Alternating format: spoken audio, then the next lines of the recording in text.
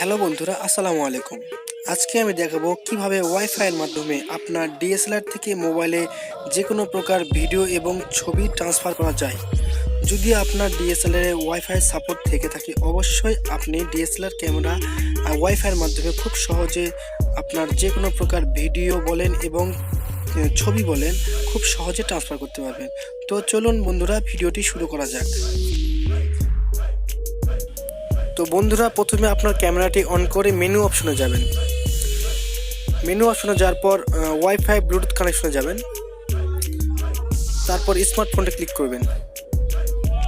তারপর add device to connect to, তারপর Android, তারপর সেট ওকে, তারপর প্রিপেয়ার ভিয়া ওয়াইফাই।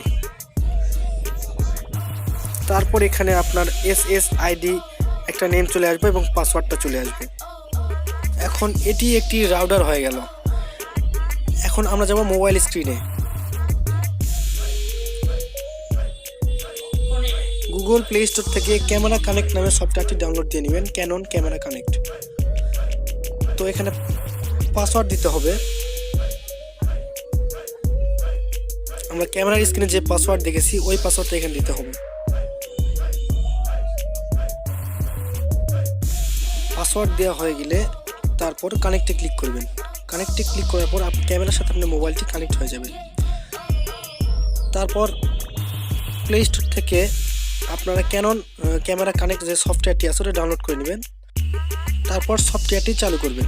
সফটওয়্যারটি চালু করার পর একটা অপশন আসবে, এখানে ক্যানন 250ডিতে ক্লিক করবেন। যেহেতু আপনার আমার ক্যামেরা 250D, ক্যামেরার সাথে আপনার মোবাইলটি কানেক্ট হয়ে যাবে। তারপরে মোবাইলের যাবতীয় ডাটা সব এখান থেকে চলে আসবে।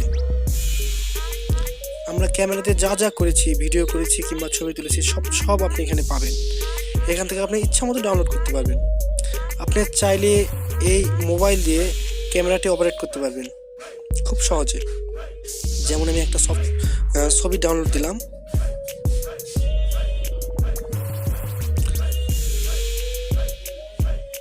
আবার একটা দিব।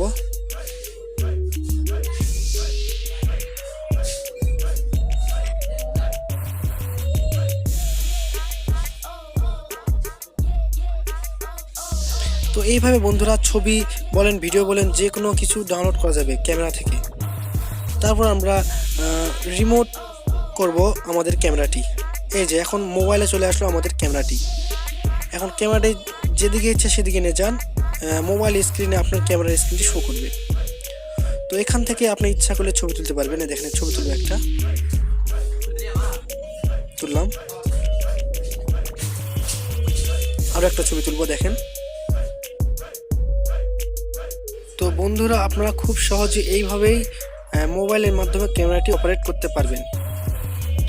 আজ এই পর্যন্তই, আগামী দিনে আরও কিছু দেখাবো ইনশাআল্লাহ। সবাই ভালো থাকবেন। আমার চ্যানেলটিকে যারা এখনও সাবস্ক্রাইব করেনি অবশ্যই সাবস্ক্রাইব করে নেবেন। আমার ভিডিওতে একটা লাইক দিবেন এবং কমেন্ট করে জানাবেন আপনাদের মতামত। ধন্যবাদ। সবাই ভালো থাকবেন, সুস্থ থাকবেন। খুদা হাফেজ।